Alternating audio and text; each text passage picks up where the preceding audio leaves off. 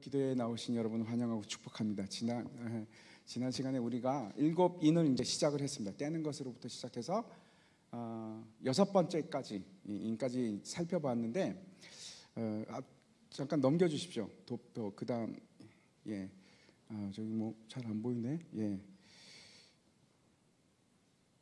잘 안 보일까? 그 도표를 통해서 보면은 이제 그 이제 6개 인과 그다음에 마태복음에 나와 있는 24장에 나와 있는 종말 사건들과 일치하는 것을 이제 살펴볼 수가 있습니다. 혹시 여러분 이제 요즘 뉴스 보셨는지 모르겠는데 그 다음 장 나옵니까? 그 다음 장 한번 보세요. 트럼프 보여주십시오.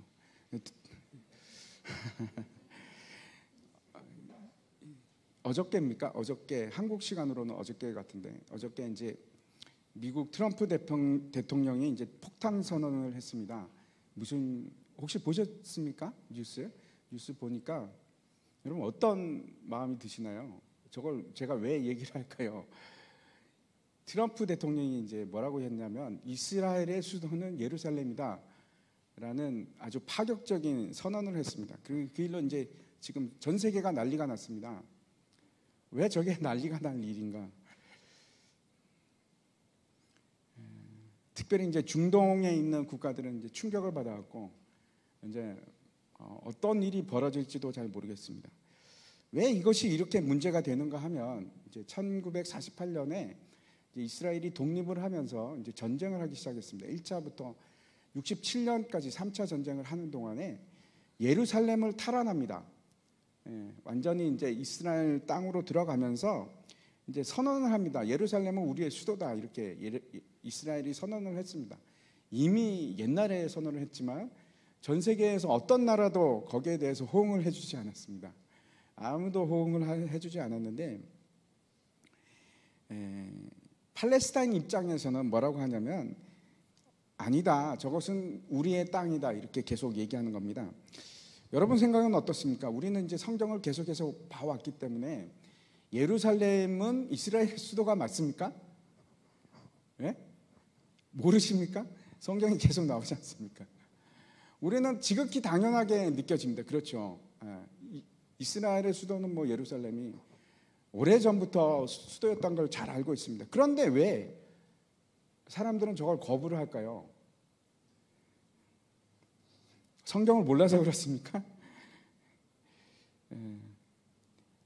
뉴스를 여러분 자세히 보셨는지 모르겠는데 뉴스를 보면은 너무나 이상하게 보도를 합니다. 어떻게 보도를 하냐면 항상 언제부터 얘기를 하냐면은 한 10세기 이후의 사건을 얘기합니다. 이제 7세기 후반에 그 무함마드가 이슬람교를 일으켜서 그다음에 이제 세계로 뻗쳐나가기 시작합니다. 중동의 여러 군데로. 그래서 이제 7세기 말쯤에 대해서 이스라엘 저 팔레스타인 땅이 무슬림으로 넘어갑니다. 무슬림으로 넘어갔다가 이제 10세기 이제 십자군 운동이 일어나기 시작하면서 그때 이제 뭐 뺏기고 빼앗기고 뭐 이런 상황이 되는데 뉴스에 보면 항상 그 얘기만 합니다. 그래서 저 땅이 기독교 성지이기도 하고 이슬람 성지이기도 하고 그다음에 유태계의 성지이기도 하다. 뭐 계속 이렇게 얘기합니다. 근데 굉장히 의도적으로 그렇게 합니다. 그 전에 역사는 다 일부러 얘기 안 합니다. 왜 그런지 혹시 아십니까? 그러니까 70년에 AD 70년에 디도 장군에 의해서 예루살렘이 멸망할 때까지 분명히 예루살렘은 이스라엘의 수도가 맞습니다. 맞는데 그 사건은 전혀 보도하지 않습니다. 그러면은 왜 그런 얘기를 하는가 하면 팔레스타인에 있는 그 팔레스타인이라는 나라하고 그 다음에 중동에 있는 모든 나라들은 이스라엘의 그 역사를 인정하지 않습니다. 놀랍지 않습니까? 전혀 인정하지 않습니다. 제가 이제 그 이란에 살고 있을 때 굉장히 놀라웠던 거는 거기 이제 대학생하고 이제 같이 공부를 하는데 이란 대학생하고 공부를 하는데 저 얘기가 나왔습니다. 그래서 저는 너무나 황당한 겁니다. 왜냐하면 옛날에 다윗 왕이건 솔로몬 왕이건 존재한 적이 없었다고 얘기하는 겁니다. 팔레스타인에. 그리고 아주 고대로부터 지금까지 계속해서 저 땅은 팔레스타인 사람들이 살아왔던 팔레스타인의 고유한 땅이라고 그렇게 주장을 하는 겁니다. 너무나 이상했는데 뭐 얘기해봤자 얘기가 안 돼서 지금도 그렇게 가르칩니다. 중동에서는 어떻게 가르치냐면 이스라엘이라는 나라, 고대 나라는 없었다고 가르칩니다. 아예 존재하지 않은 걸로 가르칩니다. 우리 생각하고는 너무나 틀리죠?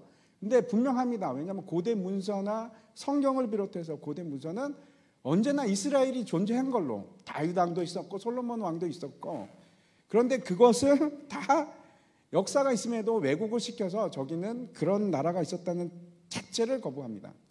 그리고 그거를 누가 받아들이냐? 유엔을 비롯해서 전 세계가 다 그냥 그대로 받아줍니다. 받아줘서 저기는 팔레스타인 땅으로 얘기를 하는 겁니다. 그래서 이스라엘의 수도가 될 수 없다. 이것이 이제 주장인데, 갑자기 미국이 이제 저거를 이제 트럼프가 저거를 갖다가 선언을 한 겁니다. 왜 저것이 문제가 되느냐? 여러분, 왜 저게 우리한테 계시록을 보는데 중요할까요? 큰 의미가 있습니다. 어떤 큰 의미가 있냐면 저 예루살렘에서도 가장 중요한 것이 성전산입니다. 성전산에 어떤 결과를 가져올 수 있는가 하면 이스라엘이 지금까지 자기들 땅임에도 불구하고 지금 이제 그러니까 정치적으로 그러니까 지배하고 있습니다. 지배하고 있음에도 불구하고 자기 땅이라고 주장을 못합니다. 예루살렘이. 그래서 지금 유엔에서도 어떻게 되어 있냐면 예루살렘은 그 누구의 땅도 아닌 것으로 되어 있는데, 트럼프가 무슨 말을 한 거냐면 지금 예루살렘은 이스라엘 땅이다라고 지금 주장한 겁니다. 수도가 됐다고 하는 것은 저기는 이스라엘의 땅이다. 그러면 이스라엘이 뭘 할 수 있을까요? 저기다가 이제 성전을 지을 수 있는 겁니다. 제3성전을. 그 토대가 저 미국이 이제 승인하고 나온 겁니다. 그게 너무나 중요한 일입니다. 이스라엘이 이제 세 번째 성전을 지을 수 있는 권리를 이제 누군가로부터 허락을 받았는데, 그 허락이 전 세계에서 가장 센 나라로부터 받은 겁니다. 이것이 또 왜 중요한가? 이것이 71회하고 굉장히 밀접한 관계를 가지고 있기 때문에 그렇습니다. 혹시 여러분 71회라는 말을 한번 들어보셨습니까? 71회? 제가 이제 이거에 대해서만 따로 얘기를 하려고 그러는데 참 너무나 복잡합니다. 뭐 복잡하다 그러면 복잡하고 아니라 그러면 아닌데 너무나 다양한 설이기 때문에. 근데 중요합니다. 왜냐하면 저거를 어떻게 이해하느냐에 따라서 요한계시록 자체가 다 이렇게 틀려져 버립니다. 완전히 틀려져 버립니다. 그래서 이제 시간을 내서 한번 말씀을 드릴 텐데, 저 72대는 어디서 나오는 얘기인가? 어디서 나올까요? 다니엘서에서 나옵니다. 그래서 사실은 요한계시록을 제대로 이해하려면은 다니엘서를 알고 있어야 됩니다. 그래야지 이제 맞아 떨어져 나가게 되는데, 저 왜 71회가 중요하냐면 71회가 뭐하고 관계가 있는가 하면 환란하고 관계가 있기 때문에 그렇습니다. 여러분 그 7년 대환란 이런 얘기 들어보셨죠? 7년 대환란이라는 말이 왜 7년 대환란이냐면 마지막 71회를 7년 대환란이라고 얘기를 하는 겁니다. 많은 사람들이. 잠깐 이제 그 69일에까지는 별 의견이 없습니다. 한번 다니엘 9장 말씀 보도록 하겠습니다. 제가 한번 교독하도록 하겠습니다. 여러분 한 절 읽고 좀 더 시작.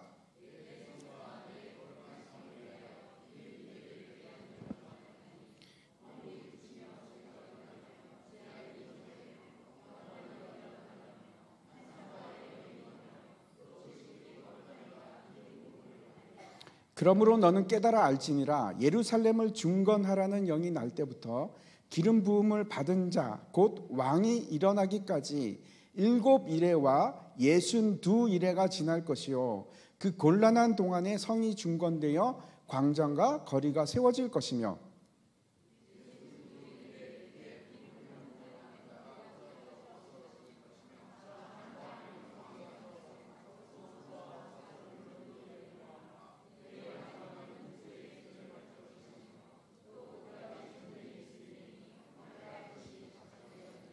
제가 읽겠습니다. 그가 장차 많은 사람들과 더불어 한 이레 동안, 이것이 70일입니다. 한 이레 동안의 언약을 굳게 맺고 그가 그 이레의 절반의 제사와 예물을 금지할 것이며 또 포악하여 가증한 것이 날개를 의지하여 설 것이며 또 이미 정한 종말까지 진노가 황폐하게 하는 자에게 쏟아지리라 하였느니라 하니라. 참 복잡한 것 같은데 이게 무슨 말인가 하면 이 다니엘 9장의 71회가 중요한 것이 세대주의라는 신학과 개혁주의하고 이게 나뉘는 해석 방법이 완전히 틀립니다. 제가 다시 한번 이제 그 세대주의에 대해서 말씀을 드리면 저는 일단은 세대주의를 지지하지 않습니다. 세대주의가 그 표방하는 대표적인 것이 여러분 뭔가 하면 휴거입니다. 세대주의에 의하면 우리가 이제 7장을 보고 있지 않습니까? 세대주의에 의하면은 4장에서 휴거가 일어납니다. 그래서 잘 믿는 사람들은 4장이 끝남과 동시에 이제 4장이 시작된과 동시에 하늘로 올라가고 6장부터 이제 환란이 시작되지 않습니까? 그래서 환란은 당한다 안 당한다? 안 당하는 걸로 되어 있습니다. 아마 제가 생각하기에 여러분 중에 많은 사람들이 그 생각을, 왜냐하면 그렇게 배웠으니까, 옛날에 그렇게 배웠으니까 그렇다고 생각하실 거라고 생각합니다. 근데 아닙니다. 제가 이제 오늘 몇 가지를 분명하게 말씀드릴 텐데 여러분 잊어버리지 마십시오. 잘못된 겁니다. 교회는 환란을 통과합니다. 피해갈 수 없습니다. 그것이 성경 처음부터 끝까지 계속해서 나오는 겁니다. 여러분 이제 옛날에 막 뭐 젊었을 때 학생들 때 읽었던 책 있죠. 환란 나는 탁 피해가지고 휴거가 돼서 날아가 버리고 없어져 버리고 남아 있는 사람들은 환란을 당하고 그런 일 없습니다. 우리 다 모두 통과해야만 합니다. 제가 분명하게 말씀드립니다. 아무튼 이 다니엘서 9장은 다니엘이 이제 70년 만에 그 예루살렘의 황폐함이 끝나리라는 예레미야 선지자의 그 예언을 듣게 됩니다. 그리고 이제 그걸 묵상하면서 포로 기간이 이제 70년 만에 끝나리라. 그러면서 뭘 하기 시작했을까요? 기도하기 시작합니다. 근데 그 기도가 우리 죄를 용서해 주십시오 하는 것도 있지만은 진짜 이유는 하나님 저 예루살렘과 이스라엘 백성들을 우리 민족을 회복시켜 주시옵소서 하는 기도를 합니다.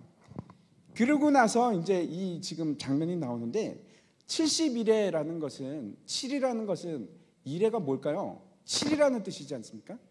그래서 70번의 7일입니다. 7일이니까 일주간이죠. 한 주간이죠. 한 주간을 일회라고 하는데 70번의 일회가 지나가는 겁니다. 그러면 7, 7, 49, 491이 되는데 그 491이 성경에서는 언제나 하루를 어떻게 계산을 합니까? 1년으로 계산합니다. 그래서 490년이 되는 겁니다. 그런데 그냥 계산하면 490년인데 그 다음 장 한번 넘겨주십시오. 저기 앞에서 성경을 보면은 이걸 세 개로 나눕니다. 71회를 처음에 7일회로 나오는 거, 두 번째 62일에 나오고 마지막 하나만 딱 한 일회만 따로 떼놓습니다. 앞에 성경인데 나중에 한번 다시 한번 보십시오. 그래서 저 7일에 62일에 이게 이제 7일회가 어떻게 시작이 됐느냐면 예루살렘을 중건하라는 영이 일어날 때, 이건 이제 계산해 보면 나중에 이제 기회가 되면 계산 한번 해보겠습니다. 근데 정확하게 뭐하고 떨어지느냐? 예수님 오시는 그 사건하고 딱 맞아 떨어져 갑니다. 그래서 62일에까지는 문제가 없습니다. 근데 나머지 한 일회가 저걸 어떻게 해석하느냐에 따라서 이제 틀려지는 겁니다. 저 하나를 어떻게 보느냐 하면 이 세대주의 사람들은 어떻게 하냐면 6인이 시작할 때 첫 번째 인이 떼어질 때부터 환란이 시작되어서 예수님이 다시 오실 그날 때까지 그 기간을 몇 년으로 보는 겁니까? 7년으로 보는 겁니다. 그래서 전 3년 반 그리고 후 3년 반 이렇게 나누어서 7년 대환란이라고 얘기를 하는 겁니다. 근데 7년 대환란이 일어나기 전에 어떻게 한다고 합니까? 그분들은 휴거돼서 올라간다고 그렇게 얘기를 합니다. 그런데 왜 저거에 트럼프하고 얘기가 지금 지금 그 트럼프하고 상관이 있는가 하면, 저 다니엘의 예언을 아는 사람은 트럼프가 저 얘기를 딱 하면 이게 뭐지? 이럴 수밖에 없습니다. 왜 그런가 하면 70일의 시작이 어떻게 되는가 하면 트럼프 이제 앞에서 우리가 그 다니엘서 이제 9장의 말씀을 봤는데 평화 협정을 맺습니다. 한 이래 동안 평화 협정을 맺고, 그리고 3년 반 동안은 제사를 금지했다가 그것이 3년 반이 지나면 엄청난 환란이 핍박이 올 것이다 하는 것이 저 7년 환란인데, 7년 환란의 시작이 무엇으로 시작하느냐? 성전 건축으로부터 시작하기 때문에, 그렇게 생각을 하기 때문에 그렇습니다. 그래서 트럼프가 지금 예루살렘이 이스라엘의 수도다라고 얘기한 거는 사람들이 다 어떻게 생각하느냐? 이제 예루살렘에 성전이 세워지기 시작하겠구나. 그리고 조만간 좀 있으면 아랍 나라들과 평화협정을 맺겠구나 하는 얘기를 생각하게 되는 겁니다. 자연적으로. 그래서 지금 모르겠습니다. 이제 뭐 두고 봐야 되지만, 근데 제가 다시 한번 정확하게 말씀드리면은 우리는 이 땅에서 환란을 겪고 승리합니다. 절대 피해가지 않습니다. 절대 먼저 사라지지 않습니다. 그래서 그런 생각 가지고 있으면은 여러분 잊어버리십시오. 누가 와서 언제 휴거, 트럼프가 저런 말을 했으니까 틀림없이 그럴 겁니다. 언제 우리가 휴거 당하니까 휴거 당하기 전에 다 짐 싸들고 나 따라갑시다. 그러면 여러분 따라가면 됩니까? 안 됩니까? 안 됩니다. 절대 그런 일 없습니다. 휴거 기다리면 이장님 사건 여러분 기억나시죠? 똑같은 꼴 당합니다. 똑같은 꼴 당합니다. 절대 휴거 없습니다. 우리는 환란과 같이 갑니다. 잊지 마시기 바랍니다. 오늘 말씀은 여러분 그래서 중요합니다. 하나님께서 우리에게 그 환란을 어떻게 통과할지, 하나님께서 어떻게 우리를 보호해 주실지 너무나 분명하게 확실하게 우리에게 말씀해 주는 그 장면입니다. 잊지 마시기 바랍니다. 너무나 중요합니다. 오늘 주제가 14만 4천인데 여러분 너무나 많이 듣지 않았습니까? 14만 4천에 대해서 얼마나 많은 사람들이 다양하게 얘기하고, 이것이 얼마나 이단들이 또 많이 이용하고, 여러분도 헷갈리시죠? 14만 4천 그러면 이게 도대체 뭘까? 오늘 잘 들으시기 바랍니다. 저도 확신합니다. 이게 맞다고. 그러니까 여러분 잘 배우십시오. 오늘 분명히 잘 배우십시오. 첫 번째, 트럼프가 뭐라고 그러건 휴가가 있다 없다? 없습니다. 여러분 누가 휴가 있다가 따라오라 그러면 절대 믿지 마십시오. 어떤 권사님이 몇 월 며칠 날 휴가합니다 뭐 이렇게 방송에서 떠들어댄다고 하더라도 여러분 속지 마십시오. 절대 아닙니다. 아마 이 14만 4천이 666 다음으로 유명한 숫자가 아닐까 이렇게 생각을 하는데, 도대체 이 14만 4천은 누구인가? 세 가지 질문을 여러분 답을 얻어가시기 바랍니다. 첫 번째, 14만 4천은 실제일까 상징일까? 여러분 1번이 실제입니까 상징입니까? 예? 상징입니다. 제가 분명하게 답을 드립니다. 14만 4천 명 아닙니다. 저건 상징적인 숫자입니다. 그 다음에 두 번째, 14만 4천 명은 누구입니까? 누굽니까? 신천지에 가입한 사람들입니까? 구원받은 성도들입니다. 절대 잊지 마십시오. 구원받은 성도들입니다. 세 번째, 뒤에 이제 9절과 1절과 9절에 두 번에 걸쳐서 이제 7장에 두 무리가 나옵니다. 하나는 14만 4천 명이 나오고, 그 9절부터는 능히 셀 수 없는 모든 민족과 백성과 방언과 그 사이에서 나오는 능히 셀 수 없는 수많은 무리들. 같은가 틀린가? 같을까요 틀릴까요? 일단 숫자가 비교가 안 되죠. 14만 4천하고 능히 셀 수 없는 무리하고. 같을까요? 틀릴까요? 이것도 분명히 하십시오. 같습니다. 제가 같은 이유를 설명을 드리겠습니다. 수많은 사람들이 저거에 대해서 다양한 얘기를 합니다. 너무나 다양한 얘기를 하는데 이게 맞은가? 저건 제 말을 듣고 따라오십시오. 제 말이 아니고 성경 말씀을 듣고 따라오십시오. 제가 14만 4천 명은 14만 4천을 얘기하는 것이 아니고 상징입니다. 그리고 그 사람들은 누구라고요? 예수를 믿고 머리에 인치인 사람들. 그리고 그 사람들이 누구라고요? 구원받은 사람들입니다.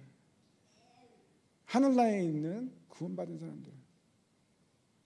절대 헷갈리시면 안 됩니다.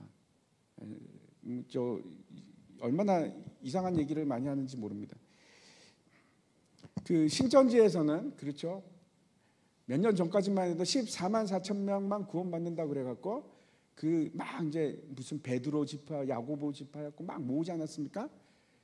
14만 4천 명 안 될 때까지는 괜찮았습니다. 근데 지금 몇 명이라고요? 지금 20만 명입니다. 나머지 5만 6천 명은 어떻게 될까요? 참 바보 같은 얘기인데 사람들이 거기에 믿습니다.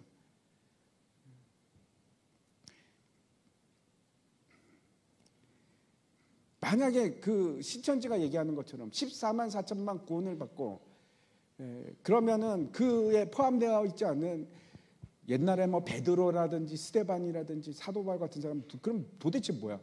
그 사람들은 구원 안 받습니까? 자기들만 구원받고? 하여튼 저는 너무 궁금합니다. 그 5만 6천 명은 어떻게 될까? 지금 20만 명인데 지금 오늘 7장 말씀을 보면 이제 7장이 크게 두 부분으로 나눠져 있습니다. 첫 번째 내용은 1절부터 시작해서 8절까지 하나님의 종들로 인침을 받은 사람들의 숫자가 나오는데 14만 4천 명입니다. 그 숫자가 나오고 9절 한번 보십시오. 9절부터는 또 이렇게 됩니다. 이 일 후에 내가 보니 각 나라와 족속과 백성과 방언에서 아무도 능히 셀 수 없는 큰 무리가 흰옷 입은 옷을 입고 손에 종려가지를 들고 보좌 앞과 어린 양의 앞에 서서 이렇게 나옵니다. 큰 무리. 두 부류가 나옵니다. 그래서 세 가지입니다. 저 질문에 대해서 분명한 답을 오늘 가지고 계시면 됩니다. 그리고 앞으로는 흔들리지 마십시오. 누가 어떤 말을 하더라도 아니라고 하십시오. 오늘 이제 본문의 위치를 다시 한번 생각해 보면은 6장에서 여섯 번째 인이 떼어졌습니다. 여러분 기억나십니까? 여섯 번째 인이 떼어지니까 해가 검어지고 달이 핏빛이 되고 별이 막 우수수수 떨어지기 시작하고 산이 옮겨지고 막 섬이 옮기고 그런 일이 일어났습니다. 그렇죠? 그리고 나서 뭐라고 얘기하냐면은 6장 마지막 절입니다. 6장 마지막 절에 보면은 이렇게 되어 있습니다. 그들의 진노의 큰 날이 이르르니 누가 능히 서리오 하더라 이렇게 되어 있습니다. 제가 이제 다시 한번 여러분 말씀을 드립니다. 하늘나라에는 벽시계가 있습니까? 없습니까? 없습니다. 없습니다. 예, 분명히 말씀드립니다. 7장은 지금 어디의 일을 얘기하고 있습니까? 어디에서 본 사건입니까? 하늘나라에서 본 사건입니다. 그러면 하늘나라에서 본 사건인데 지금 몇 시쯤 됐을까요? 시계를 볼 수 있을까요? 없을까요? 없습니다. 시간적인 순서가 아니고 논리적인 순서를 지금 또 다시 얘기하는 겁니다. 그게 무슨 얘기냐 하면 6개의 인이 떼어졌는데 지금 누가 능히 서리요? 그 무서운 날에 누가 능히 서리요? 그리고 나서 이제 대답처럼 지금 주어지는데 그 일의 시간적인 순서는 아니라는 얘기입니다. 분명히 하시고 넘어가시기 바랍니다. 그 큰 하나님의 진노를 과연 누가 맞설 것인가? 누가 견뎌낼 수 있을까? 이렇게 묻고 있는데 세대주의자들은 환란 이전에 다 휴거 당하니까 우리하고는 상관없어 이렇게 얘기를 합니다. 그런데 그렇지 않습니다. 구원받을 만한 믿음 있는 사람은 다 휴거를 받으면 그래서 이 땅에 아무도 안 남아있으면 이 땅에 있는 사람들은 누가 복음을 전합니까? 그렇죠. 믿음은 들음에서부터 난다고 했는데 누가 구원을 말할 수 있는, 복음을 말할 수 있는 사람이 다 휴거당해서 올라가 버리면 여기 누가 남아 있습니까? 그럴 수가 없습니다. 그럴 수가 없습니다. 누가 능히 서리요? 그렇게 했을 때 이제 7장 1절 말씀으로 넘어가겠습니다. 같이 한번 읽겠습니다. 시작. 2일 후에 내가 내 천사가 땅 내 모퉁이에 선 것을 보니 땅의 사방의 바람을 붙잡아 바람으로 하여금 땅에나 바다에나 각종 나무에 불지 못하게 하더라. 어떻게 하냐면 이 환난과 재앙에 누가 능히 서리요? 그랬더니 지금 잠깐만 붙들고 있어. 이렇게 된 겁니다. 잠깐만 붙들고 있어. 인칠 때까지 참아. 바람이 못 불게 막은 겁니다. 이 환상을 보는데 내 천사가 내 모퉁이에서 사방의 바람을 딱 붙잡고 있는 말입니다. 이 재앙을 어떻게 맞설 수 있을까 할 때 잠깐 그 재앙이 멈추지 못하게 막고 있는데 사방의 바람을 붙잡아서 그 바람이 땅에나 바다에나 나무에 불지 못하게 그렇게 하고 있는데 이것이 무슨 말씀인가 하면 8장 7절과 8절 말씀을 한번 제가 읽어보겠습니다. 첫째 천사가 나팔을 부니 이제 일곱째 인이 떼어졌을 때 일입니다. 일곱째 인이 떼어지면 이제 나팔 재앙이 시작하는데 그때 첫 번째 나팔이 부르니까 어떻게 되냐면 피 섞인 우박과 불이 나와서 땅에 쏟아지며 땅의 3분의 1이 타버리고 수목의 3분의 1도 타버리고 각종 푸른 풀도 타버렸더라. 앞에서 뭐라고 얘기합니까? 나무와 땅, 그 다음에 바다 얘기했는데 여기서 어떻게 됩니까? 땅의 3분의 1이 타버리고 나무의 3분의 1이 타버리고 그 다음에 바다가 나오는데 바다에서는 둘째 천사가 나팔을 부니 불붙는 큰 산과 같은 것이 바다에 던져짐에 바다의 3분의 1이 피가 된다. 이렇게 얘기를 합니다. 너무나 무서운 일이 이제 벌어지는 겁니다. 그 어마어마한 일이 벌어지는데 하나님께서 잠깐만 멈춰라. 내가 인을 쳐야 된다. 라고 얘기하시는 겁니다. 다시 이제 7장 1절에 보면은 내 천사가 땅에 내 모퉁이를 딱 붙잡고 있다. 이렇게 되어 있는데 여러분 한번 생각해 보십시오. 땅의 모퉁이는 도대체 어디일까? 어디가 모퉁이입니까?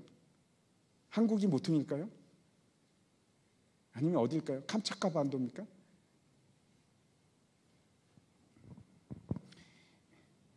어떤 사람들은 이렇게 얘기합니다. 이 구절을 보면서 이거 봐. 야, 성경이 틀린 게 분명해.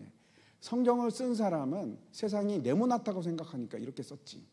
그래서 모퉁이가 있고 이런 거 아니야. 이거 참 무식하다. 이렇게 얘기를 하는 사람들이 있습니다. 그런데 정말 그런가? 이렇게 조롱을 하는데 그렇지 않습니다.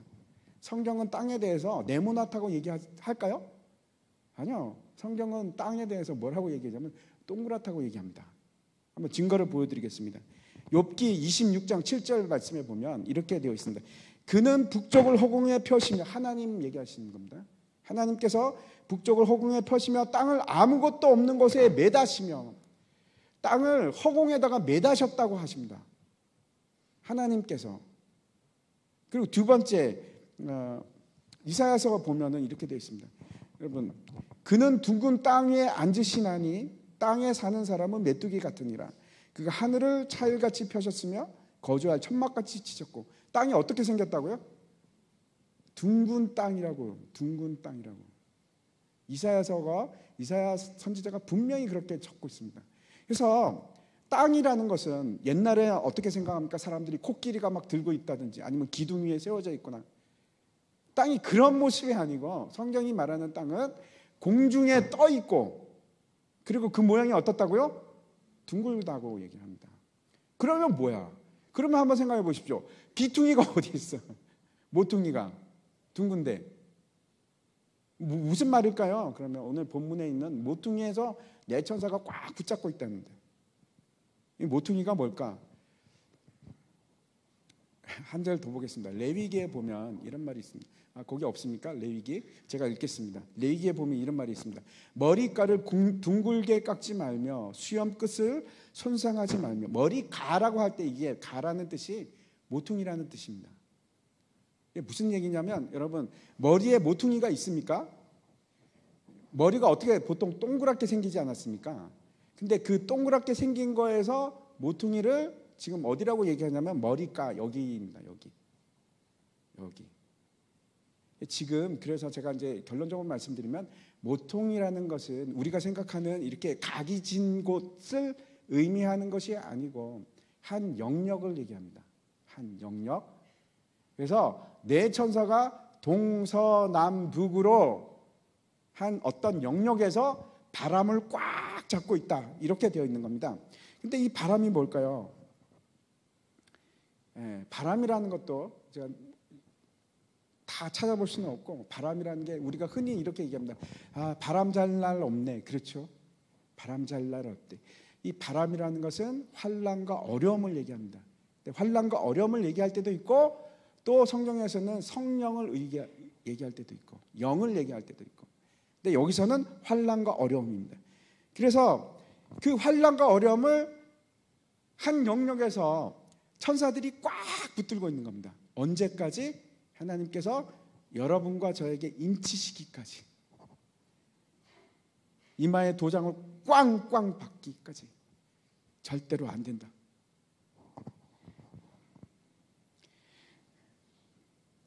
이 동서남북의 바람은 뭘까? 그 네 바람은 앞에 나오는, 우리가 네 생물을 배웠는데 그 네 생물과 반대되는 개념입니다. 특별히 다니엘서에 가면 그 네 바람이 무엇으로 또 나오냐면 네 짐승으로 나옵니다. 바벨론과 페르시아와 헬라와 로마. 다시 말씀드려서 이 바람이라는 것은 믿는 사람을 대적하는 모든 어려움과 환난과 고통을 얘기하는 겁니다. 그것을 지금 꽉 잡고 있는 겁니다. 그런데 그 바람은 옛날에도 존재했고 지금도 존재했고, 요한의 때를 지금 생각한다면 그 로마의 바람이 심하게 불고 앞으로 불 텐데 그것을 하나님께서 인치실 때까지 꽉 붙잡고 계신 그런 모습입니다. 이것이 로마가 되고, 그 다음에 페르시아가 되고, 헬라가 되고, 나중에는 이게 666이 되기도 합니다. 이 바람이 지금 우리에게도 불어오고 있는지도 모르겠습니다. 다시 오늘 본문 2절과 3절 한번 보여주십시오. 같이 읽겠습니다. 시작. 또 봄에 다른 천사가 살아계신 하나님의 인을 가지고 해 돋는 데로부터 올라와서 땅과 바다를 해롭게 할 권세를 받은 네 천사를 향하여 큰 소리로 외쳐 이르되, 우리가 우리 하나님의 종들의 이마에 인치기까지 땅이나 바다나 나무들을 해하지 말라 하더라. 또 다른 하나의 천사가 나타나서 잠깐 인치기까지 해하지 말라. 그런데 이 하나님 인을 가지고 올라오는데 어디서부터 올라오느냐? 해 돋는 곳으로부터 올라옵니다. 해 돋는다는 것은 어떤 것인가 하면 하나님의 은혜가 임하는 방향입니다.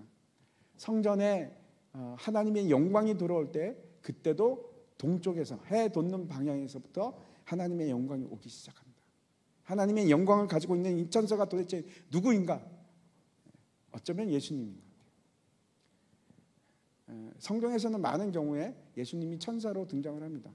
아무튼 천사가 됐던 예수님이 됐던 하여튼 어떤 천사가 나타나서 인을 가지고 해 돋는 방향에서 올라와서 멈추게 합니다. 그리고 나서 이제 이마에다가 인을 치는데, 인을 친다는 것이 무슨 뜻일까요? 표식을 하는 겁니다. 근데 두 가지 의미가 있는 건데, 하나는 이것은 내 거다. 하나님의 이름을 적는 겁니다. 이건 내 거다. 또 한 가지의 의미는 보호입니다. 내가 이거는 절대로 내 것으로 지킬 것이다 하는 확인을 해주는 것이 인입니다. 하나님께서 우리에게 이거는 내 거다. 그리고 이거는 내가 절대로 보호할 거야. 이건 내 거야. 손대지 마. 이 의미입니다. 이것이 나중에 무엇과 대조를 이루는가 하면 666 짐승의 표와 대조를 이룹니다. 9장 4절 한번 보여주시기 바랍니다. 제가 한번 읽어보겠습니다. 그들에게 이르시되 땅에 풀이나 푸른 것이나 각종 수목은 해하지 말고 오직 이마에 하나님의 인침을 받지 아니한 사람들만 하라. 이게 황충의 해 때 일어나는 재앙인데, 황충이 막 사람들을 죽이는데, 그 침으로 죽이는데, 그때 누구만 살아남느냐? 인침을 받은 사람, 하나님의 인침을 받은 사람, 그런 사람들만 살아남습니다. 재앙으로부터 보호를 받는 겁니다. 여러분, 그런데 오해하지 마시기 바랍니다. 그러면 우리는 전혀 재앙하고 상관없이 룰룰랄라 이렇게 사는 건가? 아니요, 그렇지 않습니다. 재앙과 함께 갑니다. 그런데 그 재앙과 함께 가지만 우리는 죽음을 이기는 겁니다. 아멘이십니까? 절대 그 죽음이 우리를 해하지는 못하는 겁니다. 거기에 핵심이 있습니다. 이마에 예수 그리스도의 이름이 있는 사람, 그 사람들은 죽음을 넘어가는 겁니다. 그 마치 이제 출애굽 때 이스라엘 백성들이 유월절을 지낼 때 어린 양의 피를 문설주에 발랐을 때 죽음의 천사가 넘어갔듯이 우리를 넘어가는 겁니다. 우리의 이마에 뭐가 있기 때문에? 예수 그리스도의 이름이 있기 때문에. 어린 양의 피가 우리의 옷에 묻어 있기 때문에. 그래서 넘어가는 겁니다. 아마 하나님께서 무시무시한 진노의 재앙을 내릴 수 있는데, 기근이 있고 전쟁이 있고 핍박이 있고, 그런데 하나님께서 우리에게 이렇게 얘기하시는 겁니다. 내가 널 인쳤어. 걱정하지 마. 너는 괜찮아. 나만 꽉 붙들고 있어. 그럼 너는 살아. 이렇게 말씀하시는 겁니다. 어떤 목사님이 이런 비유를 하는 걸 제가 들었는데 너무나 제가 공감이 돼서 제가 말씀을 드리면, 여러분 그 혹시 놀이공원에서 바이킹 타보셨습니까? 예? 저는 이제는 어지러워서 잘 못하겠는데 옛날에 참 좋아했는데, 이제 혹시 어디가 제일 무서웠습니까, 여러분? 예? 어디요? 어디? 그거 말고 저기 위치 어디에 있는 바이킹이 제일 무섭습니까? 제가 이제 월미도가 아시는 분은 아시네요. 월미도가 얼마나 무서운지 모릅니다. 그 에버랜드에 있는 바이킹은 타면은 막 배가 아픕니다. 하도 여기 눌러가지고 꽉 붙잡아서서 하나도 안 무섭습니다. 전혀 안 무섭습니다. 왜냐하면 내가 보호를 받고 있다는 걸 너무나 몸으로 느끼니까. 그런데 월미도 거는 여러분 기회 있으면 한번 타보시기 바랍니다. 저는 안 탑니다. 이제 이게 흔들흔들합니다. 이거 좋아주고 이런 건 없고 그냥 손잡이 하나 잡고 있는데 이게 손잡이가 올라갔다 내려갔다 합니다. 그래서 앉아 있으면은 위로 이렇게 올라가면 이게 엉덩이가 뜹니다. 한 10cm 이렇게 날아갈 것 같아요. 막 내리고 싶은 마음이 타면 바로 내리고 싶습니다. 얼마나 무서운지 모릅니다. 왜 그런가? 내가 보호받고 있지 않기 때문에. 정신이 하나도 없습니다. 근데 에버랜드에 있는 거는 내가 보호받고 있으니까 전혀 무섭지가 않습니다. 똑같습니다. 오르고 내리고 하는 건 똑같습니다. 롤러코스터 한번 생각해 보십시오. 이렇게 막 푹 떨어질 때가 있고 올라갈 때도 있고. 그런데 중요한 것은 하나님께서 여러분을 꽉 붙들고 계신다는 것을 여러분이 확인만 하면 안 무섭습니다. 버틸 수가 있는 겁니다. 하나님이 계신가 아닌가, 이게 내가 날아갈지도 모르겠다. 그러면 정말 기절할 정도로 무서운데, 그 세상을 창조하신 하나님께서 너는 내 거야, 내가 너를 반드시 보호하리라 하고 꽉 붙들고 계신 것을 내가 이 구절을 통해서, 이 말씀을 통해서 확인하시면 어떠한 어려움과 환난도 넘어갈 수가 있는 겁니다. 담대하게 여유를 가지고 너희들이 그렇게 해봤자 나는 산다.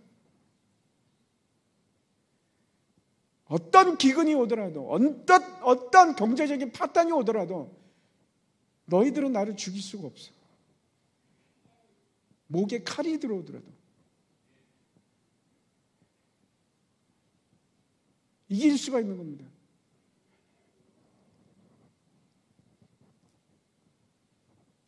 이제 4절부터 8절까지 그 이마에 인침을 받은 사람들이 도대체 누구인가 한번 보도록 하겠습니다. 7장 4절인데 제가 한번 읽겠습니다. 내가 인침을 받은 자의 수를 들으니 이스라엘 자손의 각 지파 중에서 인침을 받은 자들이 14만 4천이니 먼저 우리가 생각할 것이 이 숫자가 상징인가 아닌가. 뭐라고 했습니까? 제가 상징입니다. 상징. 5절부터 보면 이제 유다 지파부터 시작해서 베냐민 지파까지 쭉 우리가 발견할 수 있는 것이 있는데 각 지파마다 사람이 다릅니까? 숫자가? 아니요, 똑같습니다. 동일하게 12,000명씩입니다. 12,000명. 민수기에 보면 처음으로 이제 이스라엘 백성들을 계수하기 시작하는데 거기는 어떻습니까? 각 지파마다 숫자가 다릅니까? 같습니까? 거긴 다릅니다. 왜냐하면 인구가 많은 지파도 있고 인구가 작은 지파도 있고. 근데 여기는 그렇지 않습니다. 똑같습니다. 그렇다면 이거는 특별한 이미지를, 상징을 우리에게, 어떤 의미를 우리에게 얘기해 주기 위해서 이 표현을 쓰는 겁니다. 왜 계수를 할까요? 민수기에서는 왜 계수를 했습니까? 군대를 만들기 위해서 그렇습니다. 군대를 만들기 위해서. 여기서도 마찬가지입니다. 주된 목표는 하나님께서 지금 누가 계수를 합니까? 그때는 모세가 계수를 했지만 여기서는 하나님께서 하십니다. 하나님께서 계수를 하시는데 뭐라고 하냐면 12,000명, 12,000명, 12,000명. 너희들이 뭐가 되려는 겁니까? 이 땅에서 환난과 핍박 속에서 싸우는 하나님의 군대가 되어서 결국은 승리하라. 그 말씀을 우리에게 하시는 겁니다.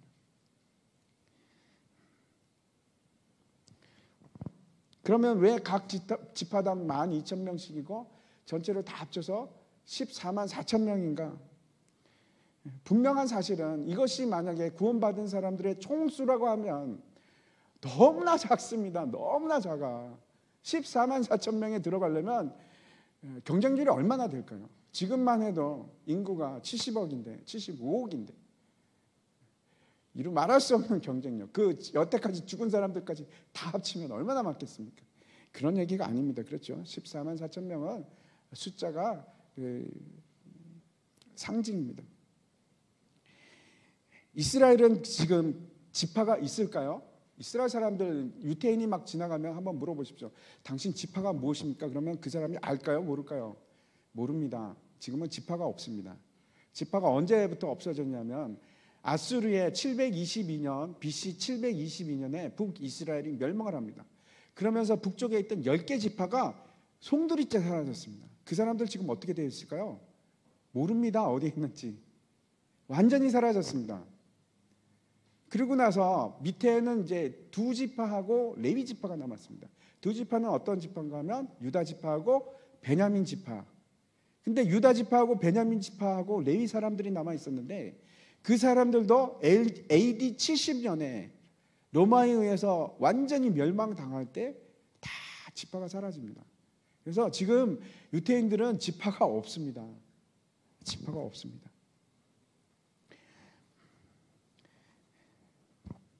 그러면 또 한 가지, 신천지에서 말하는 것처럼 이 14만 4천 명의 작은 사람들이 마치 씨앗과 같은 사람들이 되어서 그 사람들을 통해서 나머지 뭐 나중에 천년만국이고 어쩌고 하면서 더 늘어나는 건 아닌가?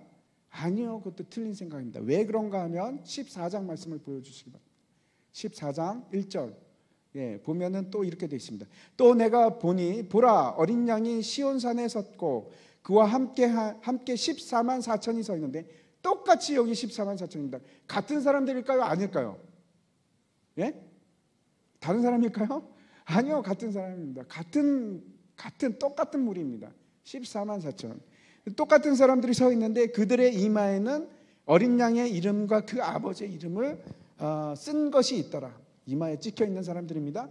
그리고 그들의 보좌 앞과 내 생물과 장로들 앞에서 새 노래를 부르니, 너무나 중요합니다. 새 노래를 부르는 사람입니다. 새 노래가 뭔가 하면 구원의 기쁨을 노래하는 것이 바로 새 노래입니다. 구원받았기 때문에 기뻐함으로 부르는 노래가 새 노래인데 그걸 부릅니다. 그리고 땅에서 속량함을 받은 14만 4천밖에는 그 노래를 아는 사람이 없대요. 왜? 구원 사람 받은 사람만 부를 수 있으니까. 그래서 이 14만 4천은 누굽니까? 구원받은 모든 사람들입니다. 그러니까 상징이 분명합니다.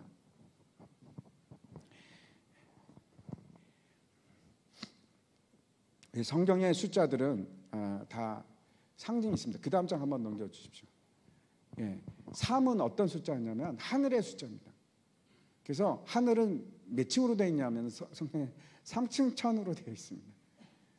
3층 천으로 되어 있고 하나님은 또 성부, 성자, 성령 그렇게 되어 있고 땅은 4가 땅의 숫자입니다. 사방 할 때도 4.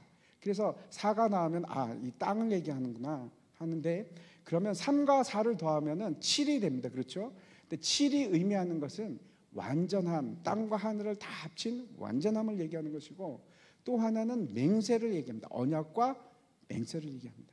그런데 이걸 곱하면 어떻게 되느냐? 3과 4를 곱하면 12가 나옵니다. 근데 12는 무슨 뜻인가? 하늘의 뜻이 땅에서 이루어지는 것을 얘기합니다. 3 곱하기 4는 뭐라고요? 하늘의 뜻이 땅에서 이루어지는 것. 그래서 3, 4, 12, 12는 어떤 것이냐면 하나님의 뜻을 이룬 사람들, 다시 말씀드려서 하나님의 사람들을 의미합니다. 그게 12입니다. 그래서 12지파가 되는 거고 또 12사도가 되는 것이고 그래서 다 합쳐서 24장로가 되는 것이고 두 개를 곱하니까 144가 되는 것이고 천이라는 숫자도 의미가 있습니다. 천이라는 것이 어떤 뜻인가 하면 천겹이라는 뜻입니다. 천겹. 그런데 그것이 특별히 하나님의 숫자인데 1과 천은 똑같습니다. 숫자적으로 똑같습니다. 알레프인데 똑같습니다. 그런데 그래서 하루가 천년 같고 천년이 하루 같고 그런데 이 천이라는 것은 어떤 뜻이냐면 하나님의 말씀이 성취되는 기간입니다. 예를 들어서 천년왕국. 하나님의 말씀이 성취되는 기간. 그래서 12만이다. 12만이다. 14만 4천이다 하는 것은 그 천 뒤에 있는 천이 어떤 의미를 가지고 있는가 하면 하나님의 사람에게서 그 말씀이 응해서 성취되는 사람 그러한 뜻을 가지는 겁니다. 다시 말씀드려서 14만 4천은 교회입니다. 교회. 구약과 신약을 통틀어서 하나님의 뜻을 성취함을 받은 그 입은 사람들의 숫자가 14만 4천입니다. 계시록 12장 21장에 가면 그 새 예루살렘의 성은 기초가 뭘로 되어 있냐면 12개의 기초석으로 되어 있고 문이 몇 개입니까? 예? 문이 몇 개 있습니까? 예루살렘 성은 12개 있습니다. 12개. 모든 것이 12로 되어 있습니다. 왜 그렇습니까? 12는 하나님의 사람. 새 예루살렘 성은 여러분 정결한 예수 그리스도의 신부입니다. 정결한 예수 그리스도의 신부는 사람입니까? 뭡니까? 교회입니다. 교회. 근데 그 교회는 뭘로 이루어져 있습니까? 12라는 숫자로 이루어진 겁니다. 하나님의 사람들. 그래서 모든 것이 다 12입니다. 새 예루살렘 성은 하나님의 백성들로 이루어져 있기 때문에 그렇습니다. 한번 그 계시록 21장 말씀 보여주시기 바랍니다. 제가 읽겠습니다. 그 성은 네모가 반듯하여 길이와 너비가 같은지라 갈대자로 그 성을 측량하니 12,000 스타디온이요 길이와 너비와 높이가 같더라. 그 성과 여기서도 12,000이 나오죠. 똑같이 나옵니다. 앞에서 그 각 지파 12,000명을 뽑은 거하고 똑같이 나오죠. 그리고 그 성곽을 측량하며 그 성곽의 두께를 측량하는 겁니다. 그랬더니 얼마입니까? 144규빗. 144규빗이면 얼마 정도 하냐면 70m가 넘습니다. 여러분 한번 생각해 보십시오. 성벽 두께가 70m가 넘다? 상징일까요? 뭘까요? 상징입니다. 144라는 상징적인 숫자를 얘기하는 겁니다. 왜 144입니까? 하나님의 사람들을 곱한 겁니다. 모든 하나님의 사람들. 새 예루살렘 성은 하나님의 정결한, 예수 그리스도의 정결한 신분은 교회입니다. 교회. 하나님의 사람들로 이루어진 교회입니다. 하나님의 말씀이 성취된 사람들, 그것이 14만 4천 명입니다. 사람의 명수를 얘기하는 것이 아니고 뭘 얘기한다고요? 하나님의 교회. 누가 14만 4천 명, 야, 몇 명 모자란데 빨리 와 이러면 믿으시면 안 됩니다. 절대로. 그러면 이 사람들은 누군가? 유대인들만 말하는 것인가? 아니요. 복음과 구원의 시작은 유태인으로부터 시작합니다.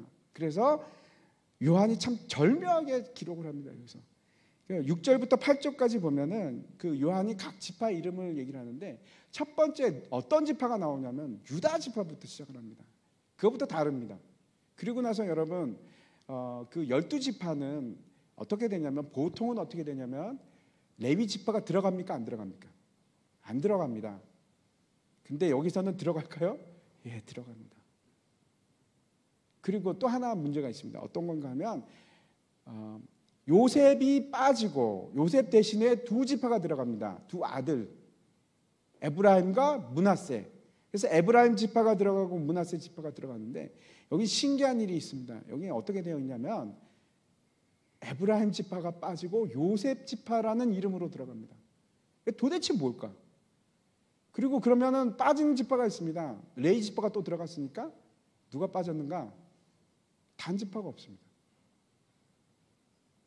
이게 도대체 뭔가? 왜냐하면 성경에 계속해서 그 지파들의 목록이 나오는데 이 지파의 목록은 앞에 거와 완전히 다른 목록입니다.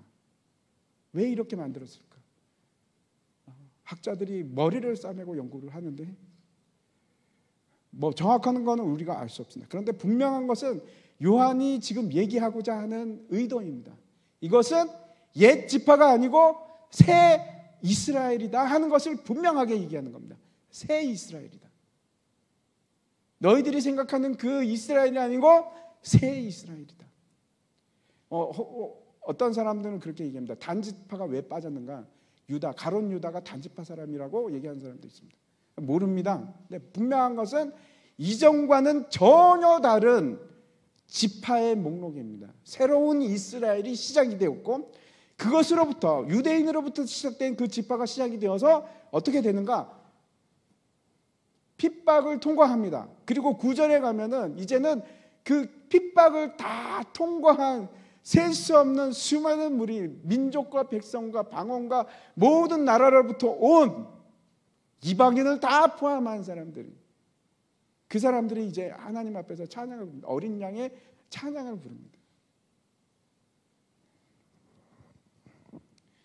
다시 말씀드려서 그 전에 있던 사람들, 핍박을 통과하기 이전 사람들의 모습을 보여주고, 그리고 나중에는 핍박을 통과한 사람들의 모습을 보여줍니다. 같은 사람들입니다. 그래서 제가 다시 한번 말씀드립니다. 14만 4천 명은 사람의 숫자가 아니고 뭘 말한다? 하나님의 모든 교회를 얘기합니다. 그리고 이 14만 4천 어떤 사람은 유태인이라고 얘기하는 사람들이 있기 때문에 그렇습니다. 아닙니다. 유태인만을 얘기하는 것이 아니고 하나님의 모든 백성들을 얘기합니다. 구원받은 백성들을 얘기합니다. 잊지 마십시오. 그리고 앞에 14만 4천 명하고 뒤에 흰옷 입은 셀 수 없는 수많은 무리하고 같은 사람이다 틀린 사람들이다? 같은 사람들이에요. 이것만 여러분 가지고 있어도요 이단들한테 잘 안 넘어갈 수 있습니다. 이상한 사람들 소리에 안 넘어갈 수 있습니다. 잊지 마시기 바랍니다. 지금까지 많은 재난이 있어 왔습니다. 제가 이제 말씀을 마치려고 하는데, 근데 분명히 아주 강하고 힘들고 어려운 핍박이 올 겁니다. 마치 롤러코스터 타듯이 막 떨어지고 한도 없이 떨어지는 일이 있을 겁니다. 지금도 그런 일을 당하시는지도 모르겠습니다. 그런데 만약에 여러분이 예수 그리스도의 보혈의 피로 씻김을 받은 사람이라면, 여러분의 이마에 예수라는 글자가 적혀 있는 사람이라면 안전합니다. 여러분은 지금 안전벨트를 다 매신 겁니다. 확신하십시오. 전혀 두려워할 것이 없습니다. 이제는 그냥 즐기십시오. 떨어지는구나. 여유를 가지십시오.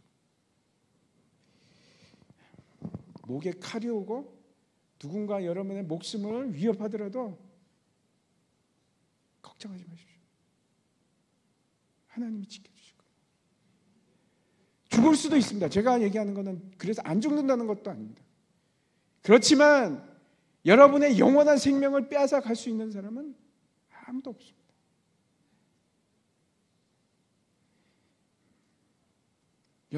혹시 여러분에게 가장 귀한 것을 협박하고 빼앗는다고 하더라도 흔들리지 마십시오. 여러분은 그 14만 4천 명 중에 한 명입니다. 분명히 여러분은 그 속에서 이제 뒤에 보면 나올 텐데요, 눈물을 씻겨주시고 17절에 그렇게 얘기합니다. 이는 보좌 가운데 계신 어린 양이 그들의 목자가 되사 생명수 샘으로 인도하시고 하나님께서 그들의 눈에서 모든 눈물을 씻겨주실 것입니다. 아멘. 제가 마지막 마태복음 말씀 읽고 마치도록 하겠습니다. 보여주십시오. 제가 읽겠습니다. 몸은 죽여도 영혼은 능히 죽이지 못하는 자들을 두려워하지 말고 오직 몸과 영혼을 능히 지옥에 멸하실 수 있는 이를 두려워하라. 참새 2마리가 한 아사리온에 팔리지 않느냐. 그러나 너희 아버지께서 허락하지 아니하시면 그 하나도 땅에 떨어지지 아니하리라. 너희에게는 머리털까지 다 세신 바 되었나니 두려워하지 말라. 너희는 많은 참새보다 귀하니라. 아멘. 같이 우리 찬송 하나 불렀으면 좋겠습니다.